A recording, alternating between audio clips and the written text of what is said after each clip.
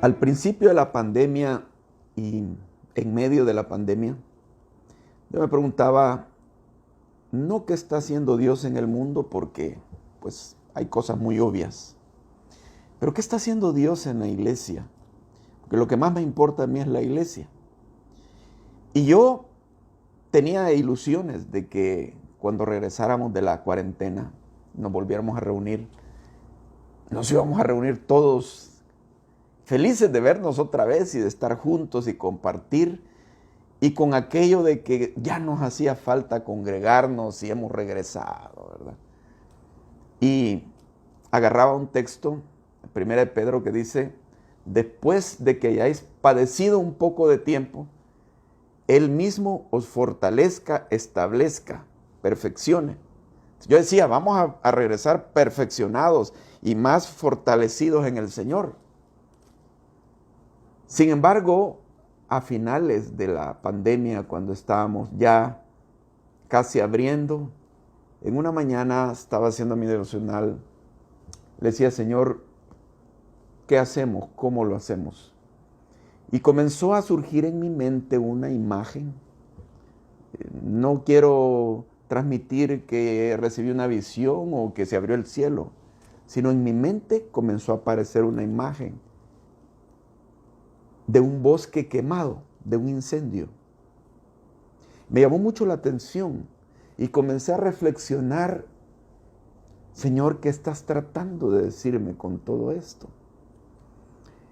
Y cuando empecé a derivar lecciones, comenzaron a caer lecciones en mi mente de la comparación de un bosque quemado con la iglesia. Entendí que Dios me estaba haciendo caer en la realidad, porque yo en mi sencillez tenía una gran esperanza. Y Dios me estaba mostrando que no iba a ser así como yo me imaginaba. Y exactamente, venimos a los 2 primeros cultos, poquita gente. Poco a poco fueron apareciendo otros hermanos. Pero yo pensaba que cuando uno tiene una imagen, uno tiene que buscar el apoyo bíblico. Y vi que efectivamente la Biblia habla mucho del fuego. Que Dios utilice el fuego en la vida del pueblo de Israel y en la vida de los cristianos. Quiero mostrarles algunos textos como ejemplo de esto. Miren este que dice Zacarías 13:9.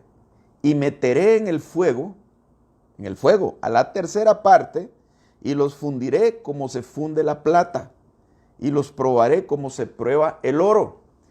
El oro y la plata tienen que ser metidos en un horno de fuego para que se fundan y se vuelven líquidos. Entonces hay una nata que sube a la superficie del oro y de la plata fundidos que se llama escoria. Esos son elementos de impureza que tienen.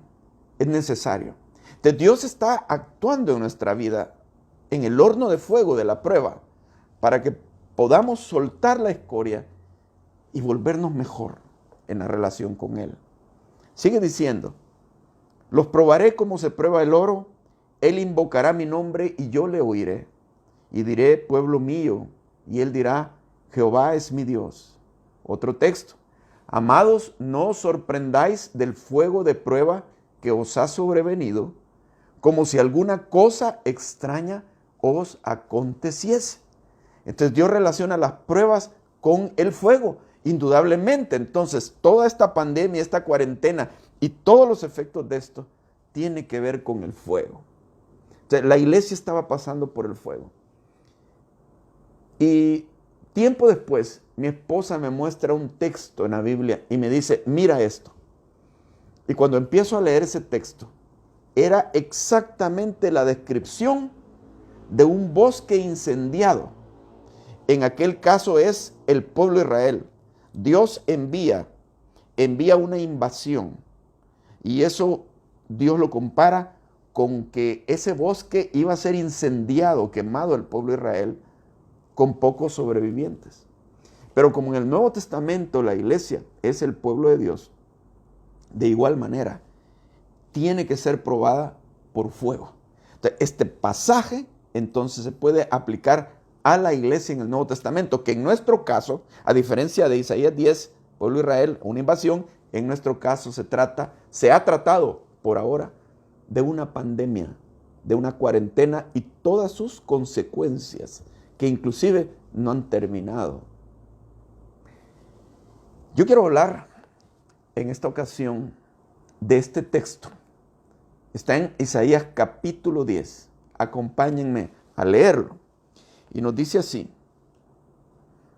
por esto el Señor Jehová de los ejércitos enviará debilidad sobre sus robustos y debajo de su gloria encenderá una hoguera como ardor de fuego.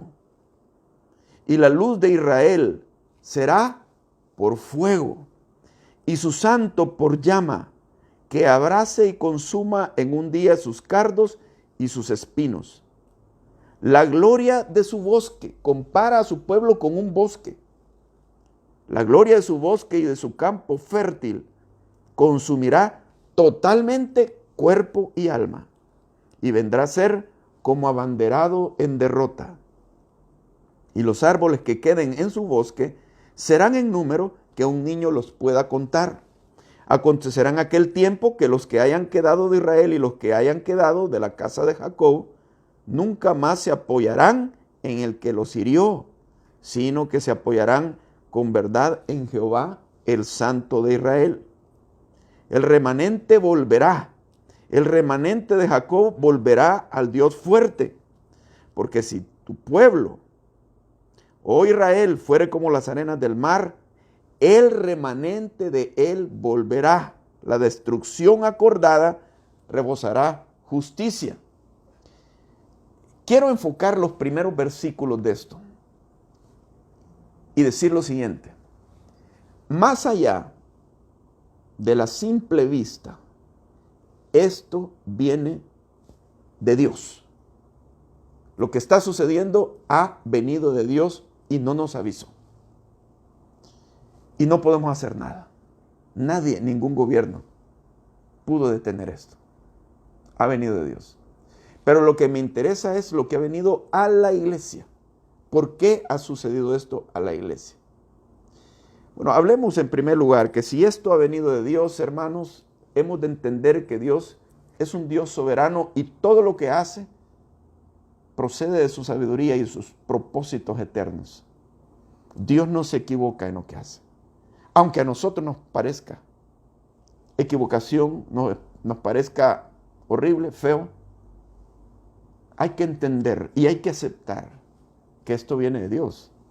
Miren lo que dice en este texto: para que se sepa desde el nacimiento del sol y hasta donde se pone, que no hay más que yo Jehová, y ninguno más que yo, que formo la luz y creo las tinieblas, que hago la paz y creo la adversidad. Yo Jehová soy el que hago todo esto.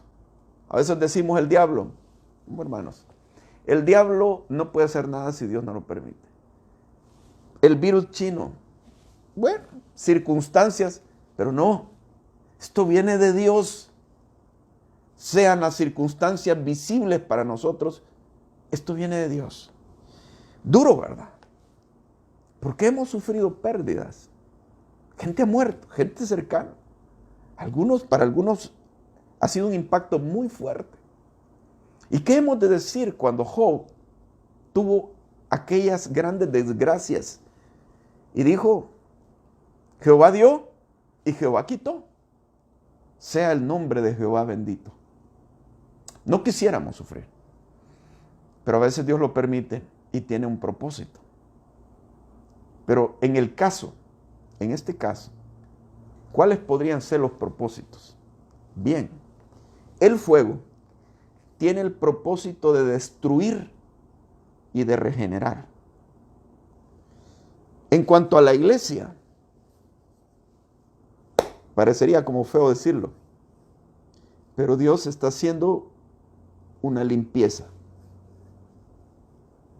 Dios está destruyendo para hacer algo nuevo. Un bosque que no ha tenido un incendio. Es un bosque hasta cierto punto enfermo. Porque es un bosque que tiene mucha basura acumulada en el suelo. Árboles caídos, ramas de árboles, basura de hojarasca, maleza. Y a veces toda esa maleza que hay y madera caída, etcétera, no permite que retoñen otras especies. Entonces viene el fuego y quema todo eso. Y el bosque va a quedar en mejor condición. Aún cuando quizás la mayoría de los árboles se quemaron, pero quedan algunos.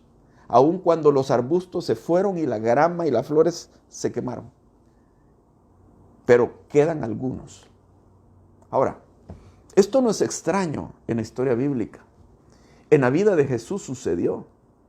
Jesús, digamos, tuvo que permitir que hubiera una limpieza entre sus seguidores. En una situación donde muchos dejaron de seguirlo a él. Esto lo tenemos en Juan capítulo 6.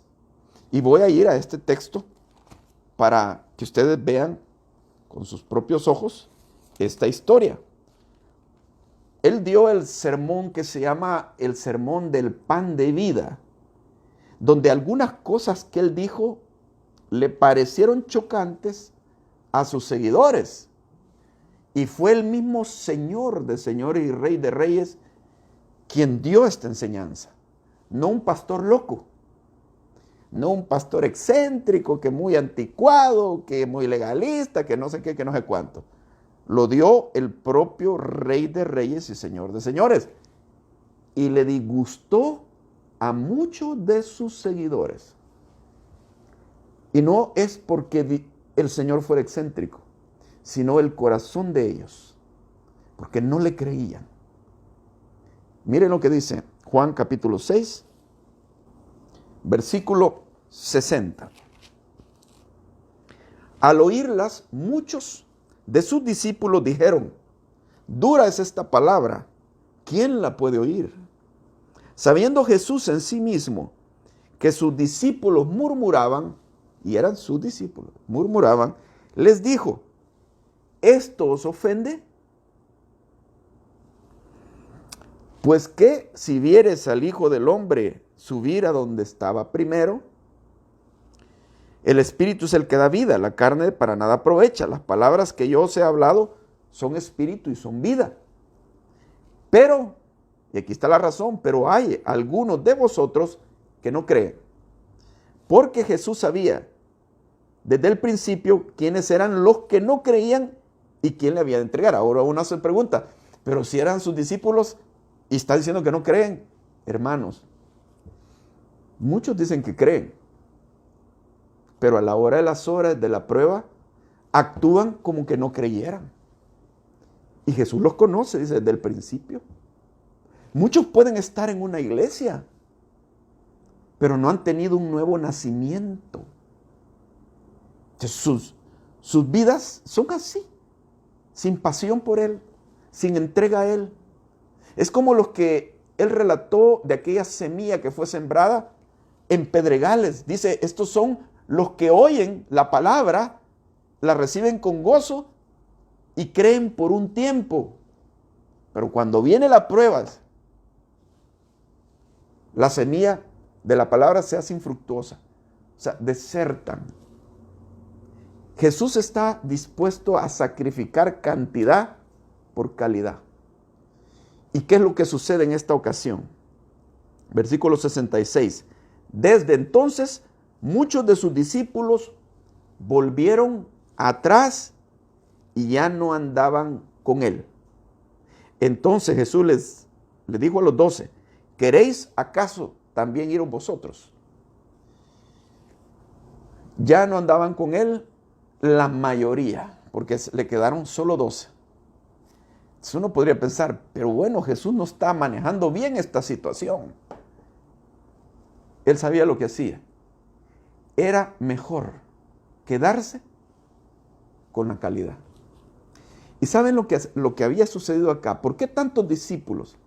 Porque estos son los discípulos que se unieron al movimiento de Jesús en los primeros años, donde todo iba bien, donde había un impacto en la figura de Jesús. Sanaba, multiplicaba panes, peces, les daba de comer, veían milagros.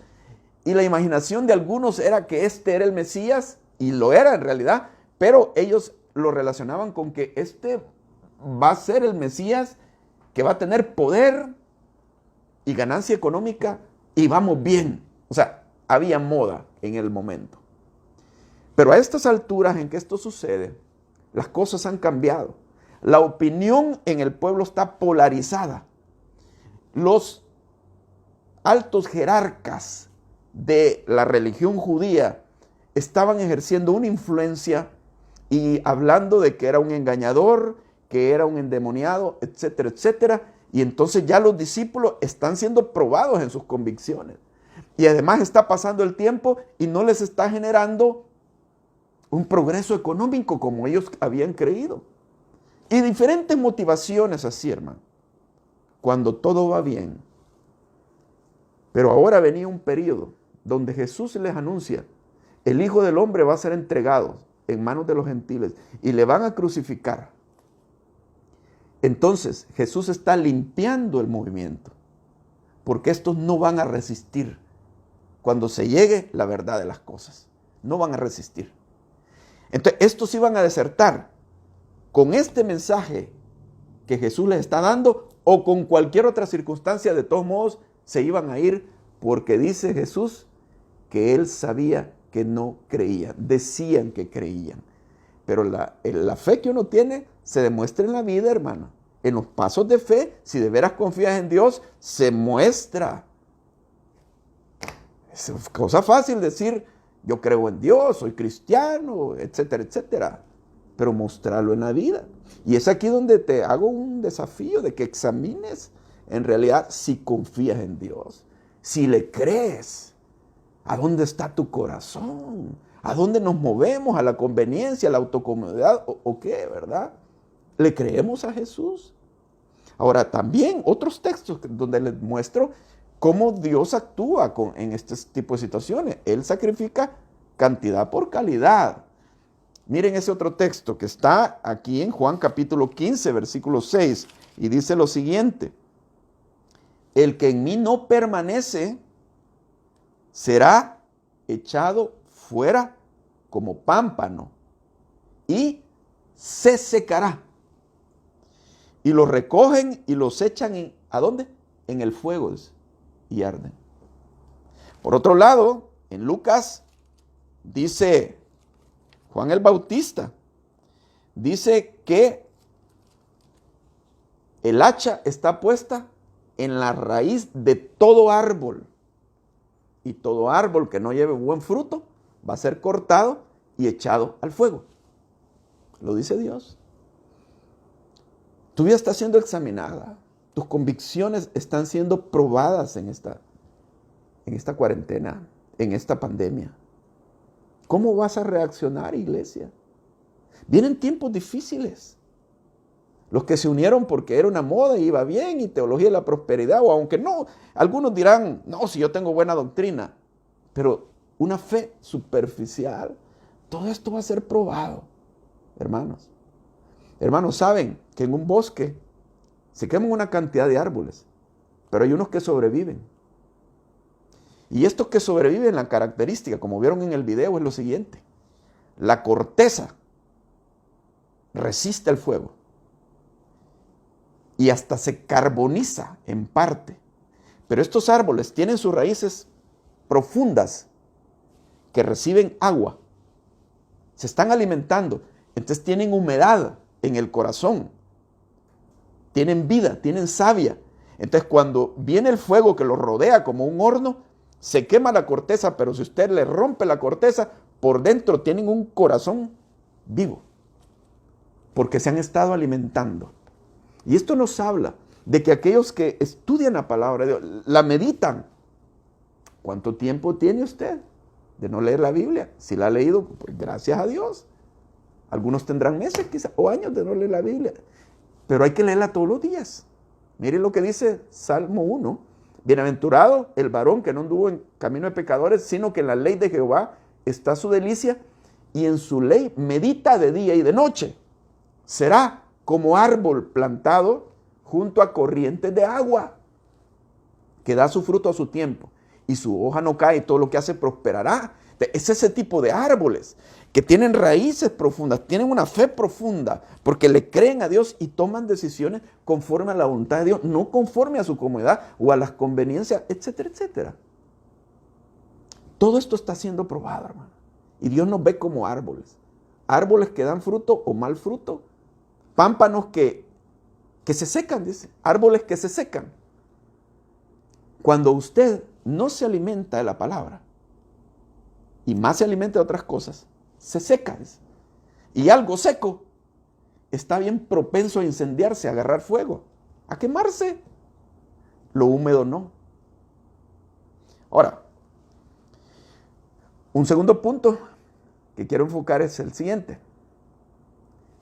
Lo que se salva del fuego no parece ser mucho, pero es lo que Dios quiere. Mire lo que dice nuestro texto en Isaías, en el versículo 18. La gloria de su bosque y de su campo fértil consumirá totalmente.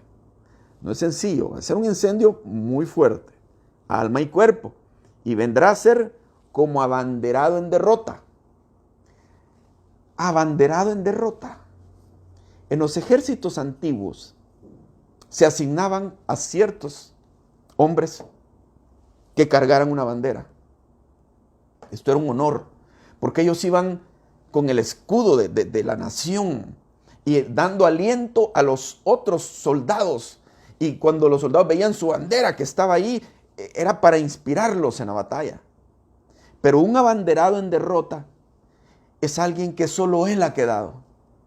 Y aquel campo está lleno de cadáveres de su ejército. Será como abanderado en derrota. Así nos sentimos a veces. Cuando yo entré en la reapertura a los 2 primeros cultos, bien poquitos hermanos, y me vino a la memoria este texto, como abanderado en derrota. Pero reflexioné y dije, pero al fin abanderado, haciendo lo que tengo que hacer, de pie, aunque sea yo solo o unos pocos. Pero es un honor estar abanderado en los ejércitos del Rey, haciendo lo que Él nos ha dicho. Sigue diciendo, versículo 19, y los árboles que queden en su bosque serán en número que un niño los pueda contar. ¿Hasta cuánto puede contar un niño? No sé, algunos quizás hasta 10. Usted le dice, cuente algo, hasta 10. Esto quiere decir que van a quedar tan pocos que un niño va a poder contarlos, los sobrevivientes. Y aquí se trata de sobrevivientes espirituales, hermano. Tan pocos. Amén. Pero es lo que Dios quiere. Ahora, cuando entonces vemos ese bosque quemado y pocos, nos da una sensación de derrota y de impotencia. Sin embargo, esa sensación muchas veces es necesaria. Y es necesaria para nosotros los líderes. Que sintamos que solo de Dios vamos a depender. No de los ejércitos. Pablo dijo en 2 Corintios, quiero contarles la tribulación que tuvimos en Asia, le dice a los cristianos. Fuimos atribulados sobremanera, más allá de nuestras fuerzas, de tal forma que perdimos la esperanza de conservar la vida. Fuimos abrumados, que dice que hasta perdieron la esperanza de seguir viviendo. Pero Dios nos libró, y Dios que resucita a los muertos nos libró y puso sentencia de muerte para que confiásemos en Él y no en nosotros. Si algo vamos a seguir haciendo en el futuro, es por Él, pero no por nosotros. Si usted dirá, Dios me puede usar, y se ve a sí mismo, dirá, yo tengo muchos defectos, ¿cómo me va a usar? Lo que Dios quiere es que pierda la confianza en usted, pero que confíe en Él. Usted sin Él no va a poder. así nos toca. Esa sensación de derrota. Y miren, ¿qué le dijo a Gedeón? Gedeón, en una época donde la Biblia describe de esta manera el ejército que los había invadido, era un ejército innumerables como la arena del mar. Pero Dios inspira a Gedeón y consigue 32,000 hombres, 32,000 hombres en su ejército. Y cuando Dios ve el ejército de Israel, imagínense 32,000 con una cantidad como la arena del mar. Todavía no hay comparación, pero Dios en su mente le dice, Dios veía las cosas de manera diferente en su mente y le dice a Gedeón, son demasiados, te los voy a probar. Y entonces haz proclamar en el pueblo que todo varón que tenga temor de ir a la guerra, que se devuelvan. ¿Sabe cuántos se devolvieron? 22,000. O sea, la mayoría, más de la mitad. Le quedaron 10,000 a Gedeón. Pero todavía ahí le dijo a Gedeón, son demasiados, 10,000. Te los voy a probar. Porque si Israel tiene éxito, van a creer que ellos son los que han provocado ese éxito. Y se van a vanagloriar. Llévalos al agua y hazlos beber. Y entonces los fueron probando. Entonces, aquel que se tiraba al agua, se hincaba y empezaba a tomar agua de esa forma, postrado, eliminados. ¿Quiénes fueron los que fueron aprobados? 300 nada más, de esos 10,000. ¿Y estos 300 por qué? Porque ellos cuando llegaron a tomar agua a la laguneta que había allí, simplemente de pie, ellos se inclinaron, tomaron el agua y la bebieron viendo a su alrededor. O sea, en estado de alerta, como soldados puros. Esos son los fuertes.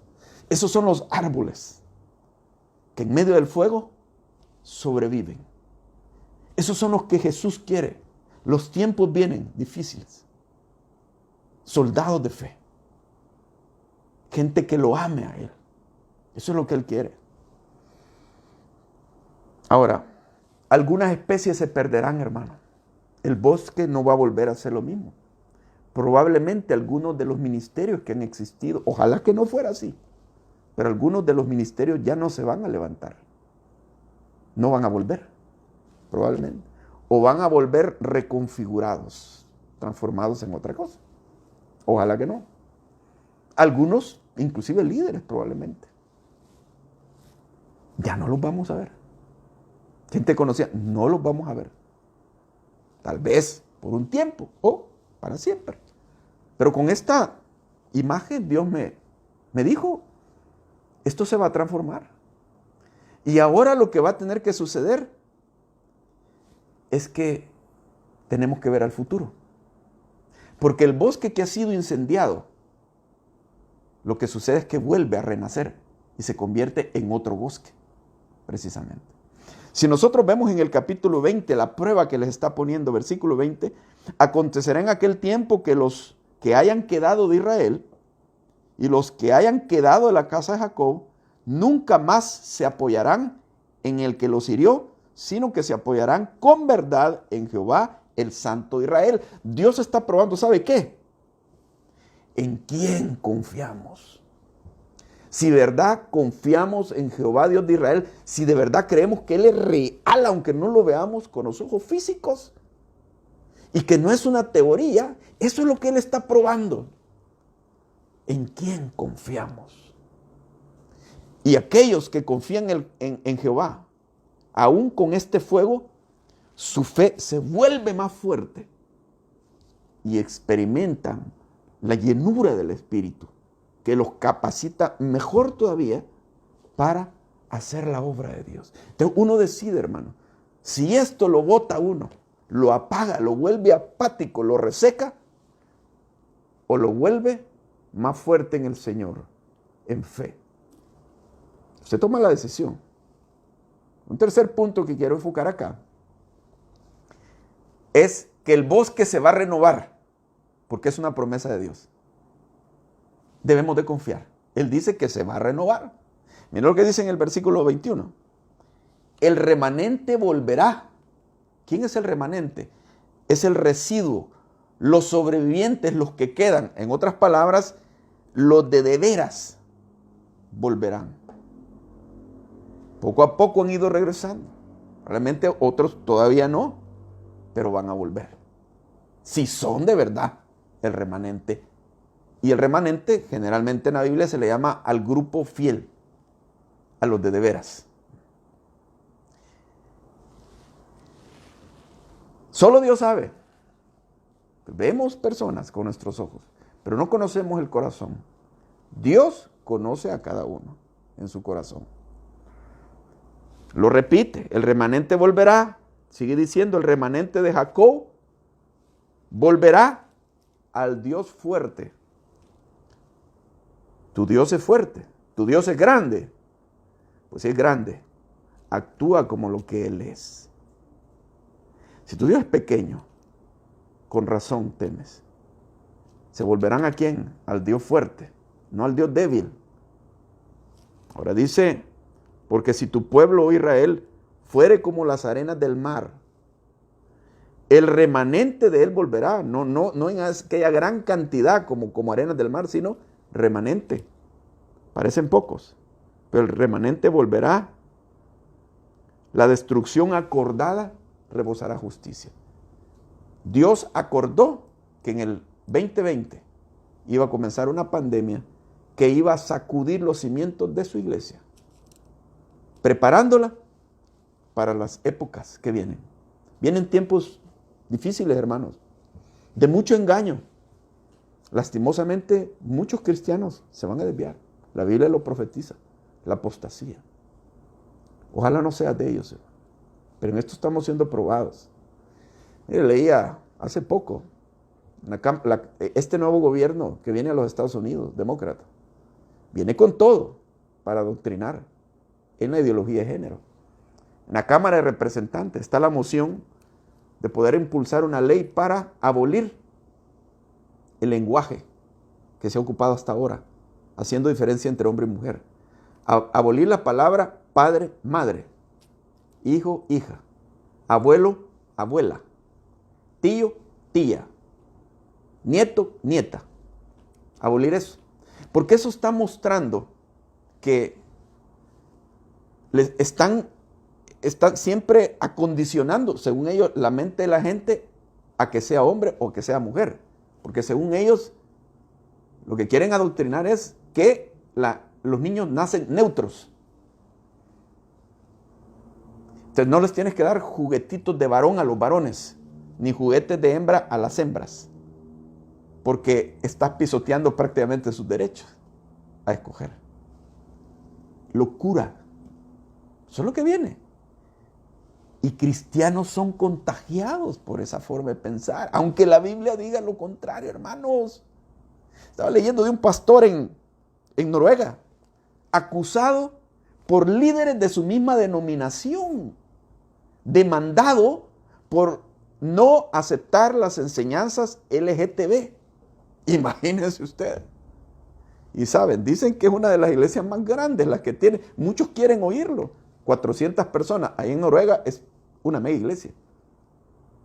Pero el hombre acusado, demandado, multa de 8,000 euros por no aceptar esto. Allá, las cosas que vienen del norte terminan afectando acá, hermanos. Y cristianos comienzan a pensar de esa forma, según la corriente de este mundo, según la conveniencia y la comodidad. ¿Cómo estará tu caso? ¿Cómo seremos nosotros, hermanos? Estamos siendo probados. Entonces, tenía que ser sacudido esto, porque vienen épocas donde se va a requerir cristianos firmes en su fe, con raíces profundas en el Señor. Pensemos en función de renovación, hermanos. El bosque va a volver a prosperar con nuevas especies.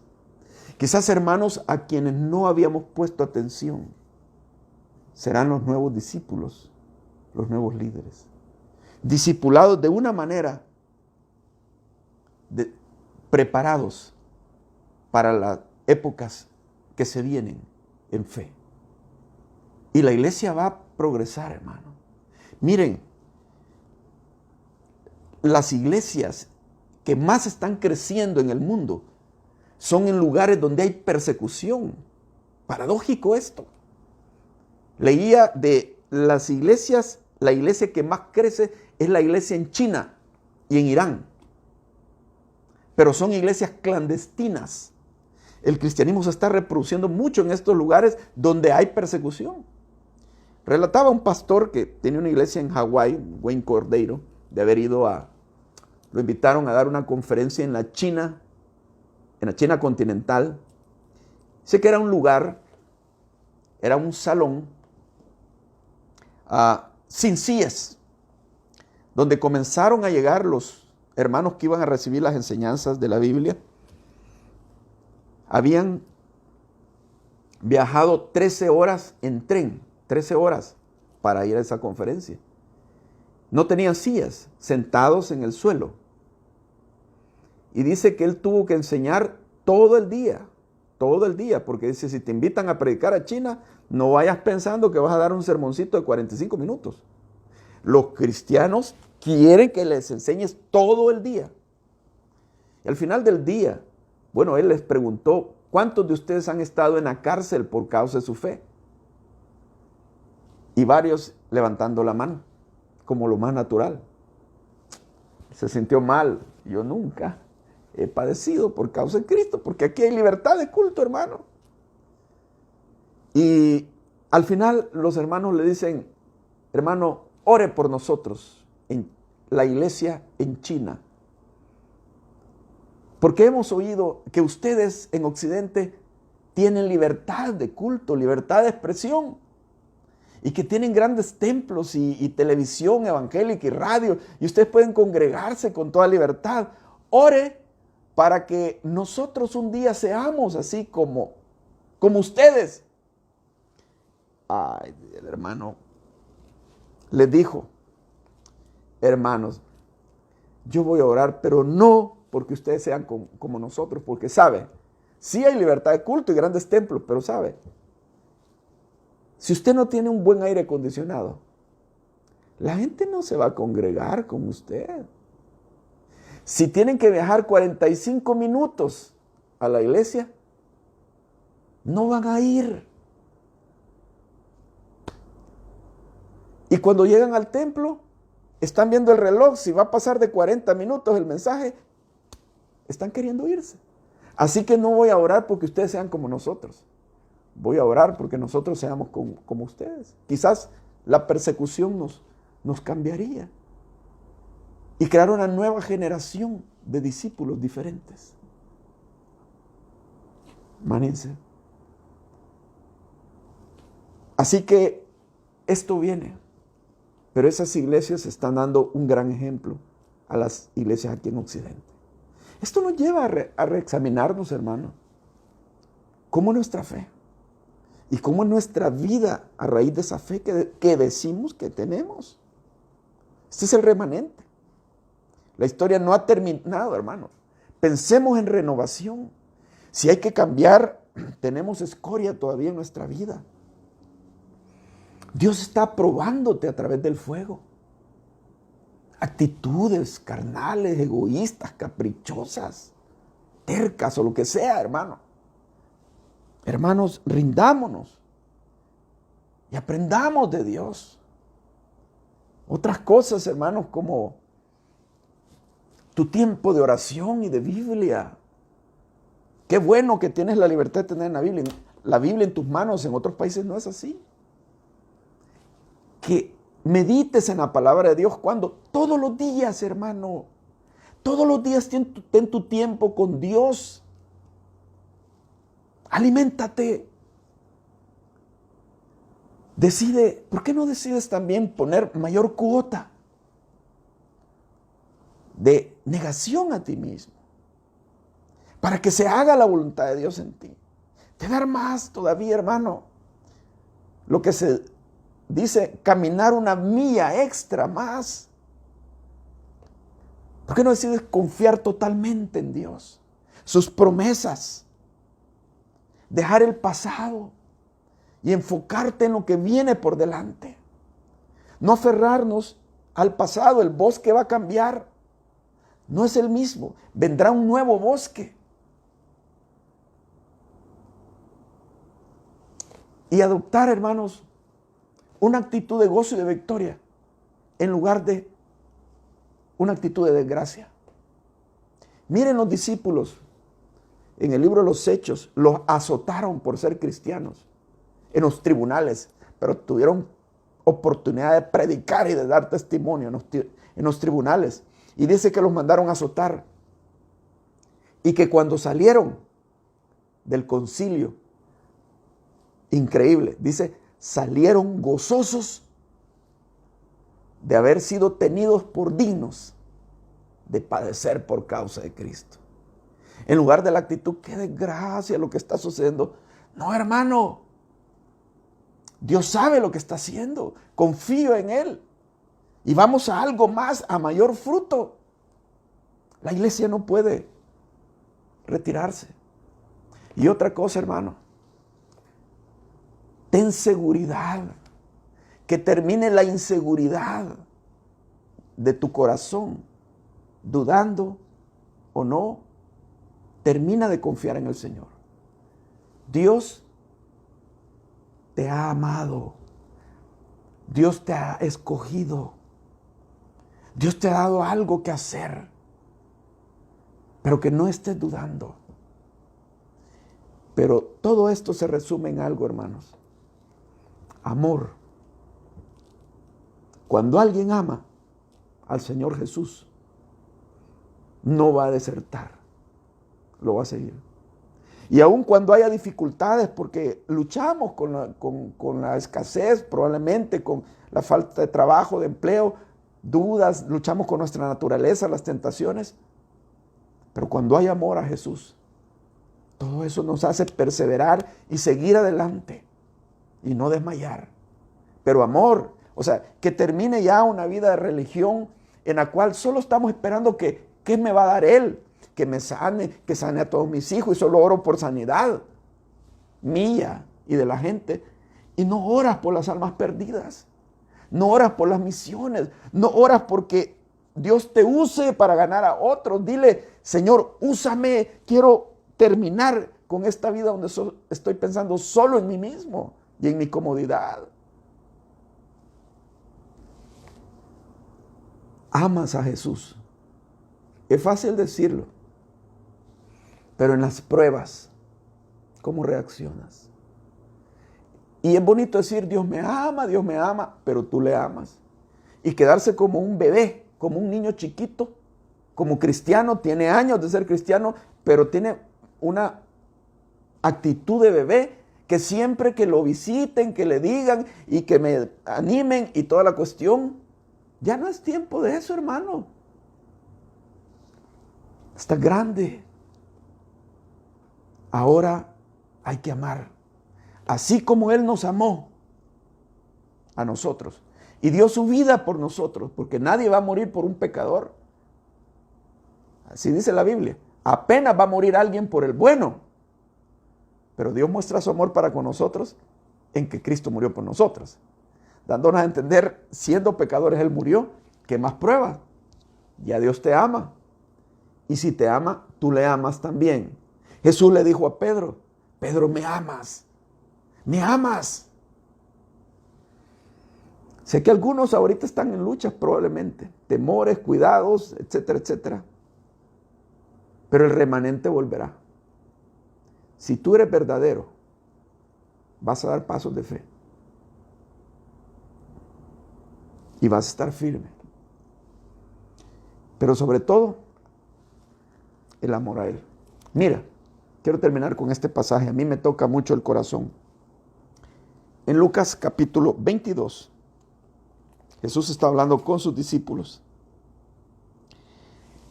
Ya está en los últimos días, ya pues va hacia la muerte. Y Él les dice lo siguiente. Pero vosotros sois los que habéis permanecido conmigo en mis pruebas. Yo pues os asigno un reino como mi Padre me lo asignó a mí. Varias cosas que notar. Cuando Él dice, vosotros habéis permanecido conmigo en mis pruebas, yo le veo a Jesús como Él mostrando una vulnerabilidad, como una necesidad de que alguien esté con Él en sus pruebas. Porque es bonito seguirlo cuando hace milagros y cuando todo va bien. Y Él indirectamente se está refiriendo a unos que han desertado, a muchos, que no estuvieron con Él en sus pruebas, sino solo en los momentos bonitos. Pero estos habían estado con Él en sus pruebas, en los momentos difíciles. Te mantendrás fiel en los momentos difíciles y darás los pasos de fe. Yo quiero ser uno de esos, en las buenas y en las malas, con Él. Vosotros habéis permanecido conmigo en mis pruebas, por lo tanto, yo os asigno un reino, una recompensa a los que están, a los que permanecen. Son los que se han ganado los galones, los que permanecen. Hay recompensas, hermano. Pero esto nace de amor. Estar con Jesús en sus pruebas es solamente porque lo amas.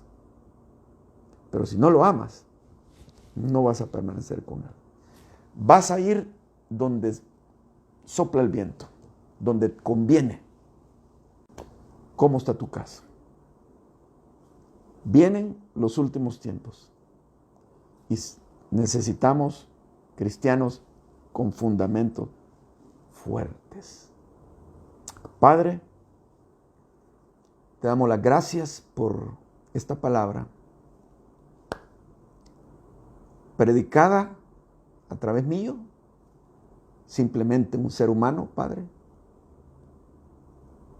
polvo, carne y hueso. No soy digno, nadie es digno,